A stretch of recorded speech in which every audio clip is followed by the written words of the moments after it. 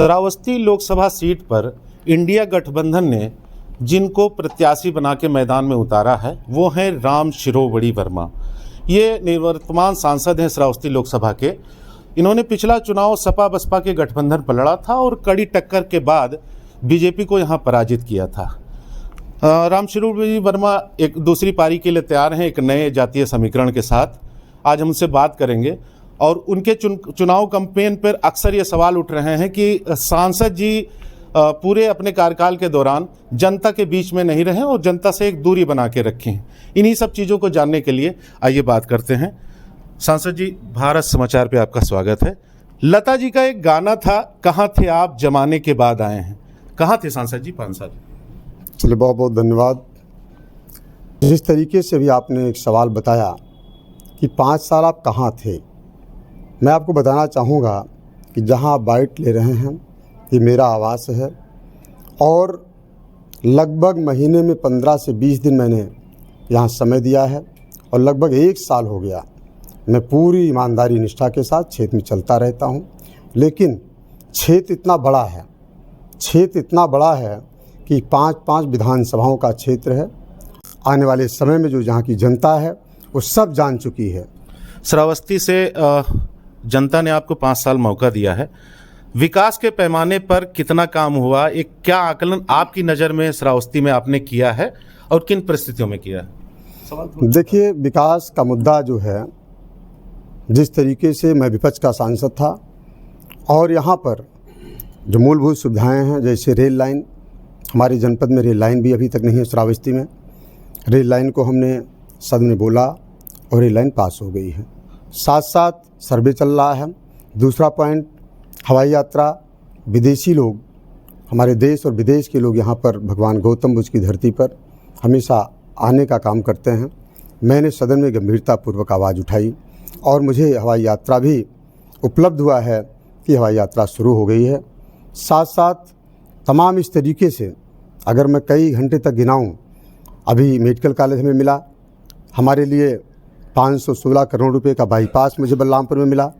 तमाम कामों को हमने गंभीरता से लिया है, प्राथमिकता से लिया है और फिलहाल जितना कार्य मैंने बताया है इससे कई गुना काम और हुए हैं। तो इस तरीके से विकास के कार्य हैं। दोबारा अगर जनता, श्रावस्ती की जनता, मतदाता आपको मौका देते हैं तो कौन सा ऐसा काम है प्राथमिक नज़र में जो सबसे पहले होना ज़रूरी है और जिस पे आपकी निगाह? देखिए, सबसे पहला जो श्रावस्ती है जो भगवान गौतम बुद्ध की धरती से जानी जाती है और यहाँ पर तमाम देश और विदेश के पर्यटक आते हैं, तो एक मेडिकल कॉलेज की डिमांड मेरी पहली प्राथमिकता होगी।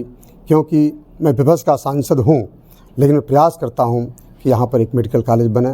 साथ साथ चिकित्सा के साथ साथ शिक्षा, और शिक्षा पर विशेष रूप से मैं भारत सरकार या प्रदेश की सरकार हो रही है, मैंने बड़ी गंभीरता के साथ, बड़े अदब के साथ इस बात को कहा है कि देश तब आगे बढ़ सकता है जब इस देश में फ्री शिक्षा व्यवस्था लागू हो।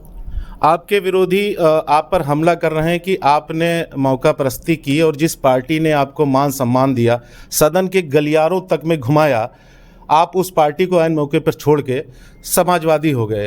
क्या वजह रही? क्या किन कारणों? देखिए, ये आपका चैनल है और आप उसके यहाँ के संवाददाता हैं। ये बात किसी से छुपी नहीं है। मैं बहुजन समाज पार्टी में लगभग 25 साल से 30 साल तक एक सदस्य के रूप में बना रहा और मैं कभी भी जिस तरीके से अनुशासन में रह करके हमेशा कार्य किया है, आज भी माननीय बहन जी का मैं सम्मान करता हूं।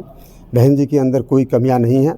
लेकिन अभी कुछ दिन पहले, 20 दिन पहले के मामले हैं कि मुझे पार्टी से निष्कासित कर दिया गया। अगर तो मैं पार्टी नहीं छोड़ा था, जो आपने अभी सवाल किया, पार्टी ने मुझे निष्कासित किया और जब निष्कासित किया, मैं गठबंधन का प्रत्याशी पहले भी था, आज भी मैं गठबंधन का प्रत्याशी हूँ।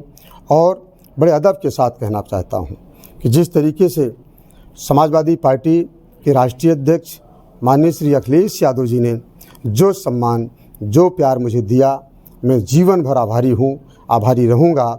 सांसद जी, समाजवादी पार्टी का एक नारा है इस चुनाव में, पीडीए में ए यानी अल्पसंख्यक सबसे अंतिम पंक्ति में खड़ा हुआ है। मैं शब्दकोश की बात नहीं कर रहा हूं। आप एमएलसी का चुनाव देख लीजिए या लोकसभा में मुस्लिम प्रत्याशियों को टिकट देने के मामले को देख लीजिए।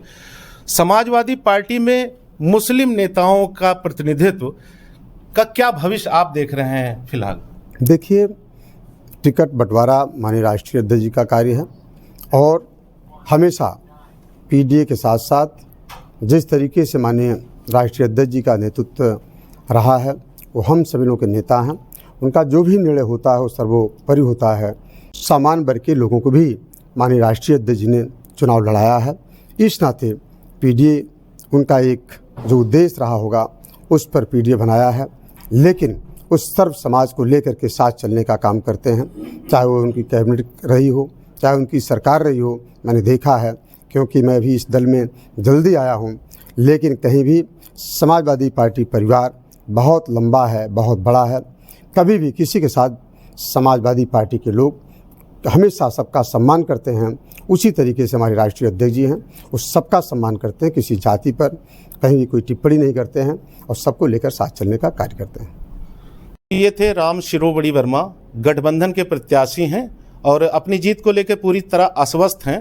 जिस तरह का सामाजिक जातीय गणित इनके पक्ष में दिख रहा है, बहरहाल जनता के ऊपर है कि चुनाव में किस तरह का बर्ताव करती है। अनूप के साथ मैं अशफाक खान, भारत समाचार, श्रावस्ती।